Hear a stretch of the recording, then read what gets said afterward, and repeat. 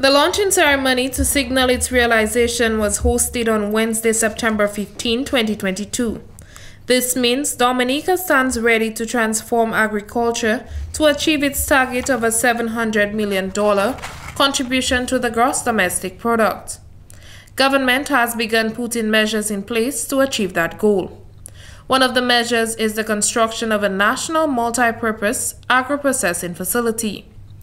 This project will be implemented by government for the Ministry of Trade, Commerce, Innovation, Entrepreneurship, Business and Export Development, and the Dominica Export-Import Agency, DEXIA. This facility will provide training and technical assistance for the creation and expansion of small and medium-sized agro-processing enterprises.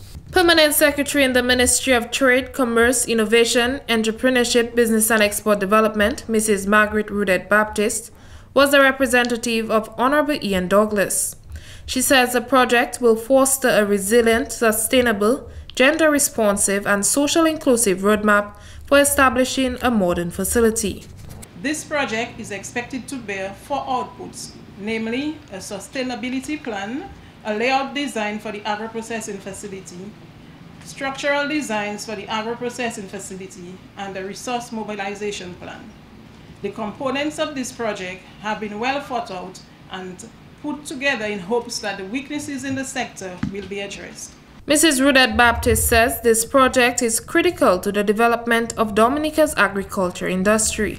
It harnesses the aspirations of 40 cottage industry businesses in value-added products, including pulps and purees, juices and juice drinks, jams and jellies, frozen root crops, composite flours, dashing plantain and potato and cassava to satisfy the growing demand by consumers for gluten-free products.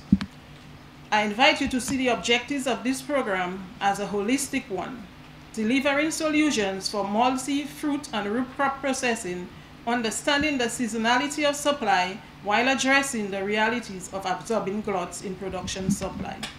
Heads of government of CARICOM have committed to reducing the region's large food import bill by 25% by 2025.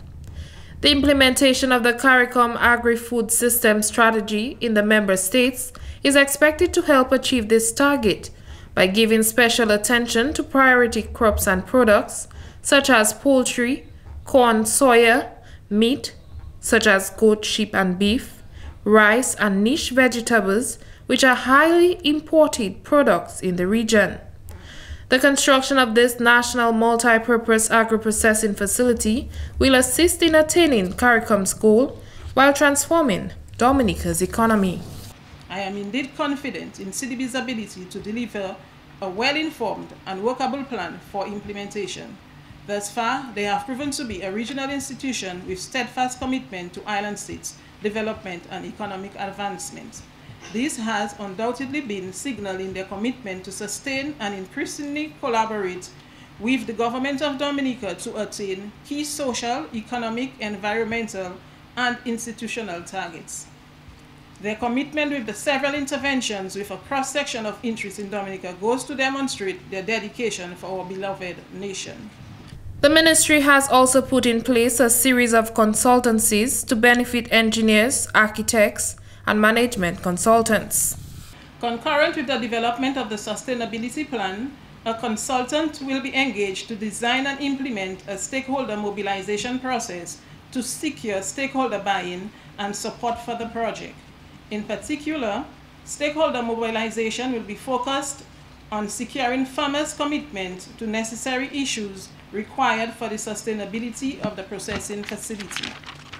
At the conclusion of the stakeholder mobilization, farmers will be identified by cohorts and processors best positioned to take advantage of the proposed facility.